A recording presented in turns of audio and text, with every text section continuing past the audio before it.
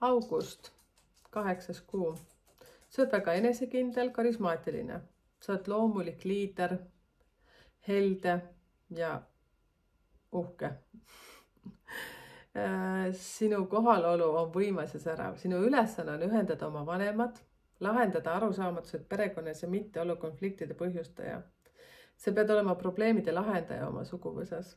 Ja kui kellegi vahel tekib omavahelisi tülisid ja arusaamatusi, siis sina oled see, kes pakub lahendusi. Ehk siis sa oled väga nutikas, sa oled väga aus enda suhtes, teiste suhtes ja number 8 on karma number. Sinu selline üks miinus on et sa võid hakata juuksekarva nagu miljoniks tükiks sikutama. See ei ole eriti hea. Et vaata rohkem seda nagu suuremat palli, mis on selle tüli põhjustajaks. Ja number 8 on see hea omadus, et sa oskad olla jumalast sinna rahulik.